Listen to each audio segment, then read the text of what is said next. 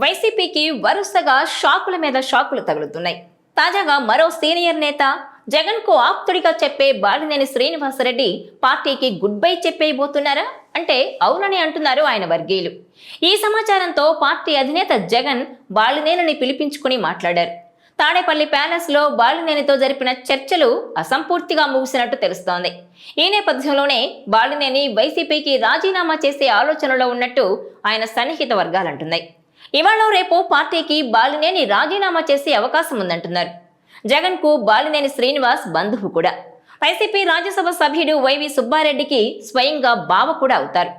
అయితే ప్రాధాన్యం లేని చోట తాను ఉండలేనని అధినేత జగన్ కు బాలినేని తెగేసి చెప్పేశారట.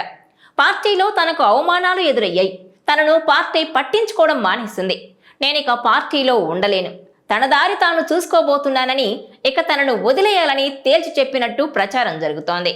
త్వరలోనే ఆయన జనసేనలో చేరబోతున్నట్టు కూడా చెప్తున్నారు. ఇప్పటికే జనసేన అధినేత పవన్ కళ్యాణ్ తోనూ చర్చించినట్టు సమాచారం. ఇక ఇటీవల జరిగిన ఎన్నికల్లో వైసీపీ ఘోర పరాభవం తర్వాత ఒంగోలును వీడిన బాలినేని హైదరాబాద్ కు మకాం మార్చారు. ఆ తర్వాత వైసీపీ సమావేశాలకు దూరంగా ఉంటూ వస్తున్న ఆయన అధినేత జగన్ ను కూడా కలవలేదు.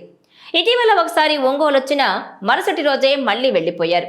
కార్పొరేటర్లు పార్టీని వీడుతున్నా వారిని వారించే ప్రయత్నం కూడా చేయలేదు.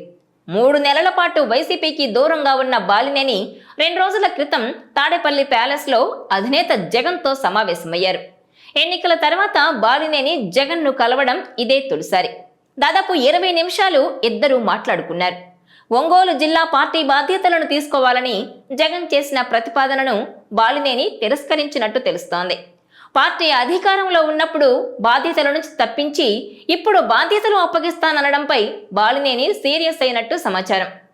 ఇక గత ఎన్నికల సమయంలో పార్టీ అభ్యర్థుల ఖరారు విషయంలోనూ తన మాట పట్టించుకోలేదని, పొరుగు జిల్లా నుంచి చెవిరెడ్డి భాస్కర్ రెడ్డిని తెచ్చి ఎంపీ అభ్యర్థిగా తమపై రుద్దారని బాలినేని అసహనం వ్యక్తం చేసినట్టు తెలుస్తోంది. చెవిరెడ్డి కారణంగా జిల్లాలో పార్టీకి నష్టం వాటిల్లిందని చెప్పినట్టు తెలుస్తోంది. అందుకే తన దారి తాను చూసుకుంటున్నట్టు జగన్ కు తేల్చి చెప్పారట బాలినేని. ఈ నేపథ్యంలోనే బాలినేని రాజకీయ ప్రస్థానం ఒకసారి చూస్తే 2012లో కాంగ్రెస్ ప్రభుత్వంలో మంత్రి పదవికి పార్టీకి రాజీనామా చేసి జగన్ కు మద్దతుగా వైసీపీలో చేరారు బాలినేని. ఆ తర్వాత ఒంగోలు నుంచి ఉప ఎన్నికల్లో వైసీపీ టికెట్ పై పోటీ చేసి గెలిచారు. 2019లో వైసీపీ ప్రభుత్వంలో తొలి 2.5 ఏళ్లు మంత్రిగా పనిచేశారు. ఆ తర్వాత మంత్రి పదవి తొలగించడంతో తీవ్ర అసంతృప్తికి లోనయ్యారు. జగన్ బుజ్జగింపుతో మళ్లీ పార్టీలో యాక్టివ్ అయ్యారు. తాజాగా ఆయన రాజీనామా అంశం తెరపైకొచ్చింది. మరోవైపు బాలినేని వ్యతిరేకులు మాత్రం ఇదంతా పార్టీపై ఒత్తిడి పెంచేందుకు చేస్తున్న డ్రామా అని కొట్టిపారేస్తున్నారు. బాలినేని రాజీనామా ఎప్పుడు చేస్తారన్నది పక్కన పెడితే ఆయన ఏ పార్టీలో చేరతారన్నది ఇప్పుడు ఉత్కంఠగా మారింది. జనసేన అధినేత పవన్ కళ్యాణ్ తో బాలినేనికి సన్నిహిత సంబంధాలున్నాయి. అదే సమయంలో ఒంగోలు టీడీపీ ఎమ్మెల్యే దామచర్లతో బాలినేనికి తీవ్ర విభేదాలున్నాయి. ఈ క్రమంలో బాలినేని వైసీపీని వీడితే ఖచ్చితంగా ఆయన జనసేన వైపు అడుగులు వేస్తారన్న ప్రచారం జోరుగా సాగుతోంది. కానీ జనసేన అధినేత పవన్ కళ్యాణ్ నుంచి బాలినేనికి గ్రీన్ సిగ్నల్ వచ్చిందా లేదా అన్నది మాత్రం ఉత్కంఠ రేపుతోంది. అయితే బాలినేని వ్యూహాత్మకంగా వ్యవహరిస్తున్నారని, పార్టీలో పూర్వ వైభవం కోసమే ఆయన నాటకం ఆడుతున్నారని మరికొందరు చెబుతున్నారు.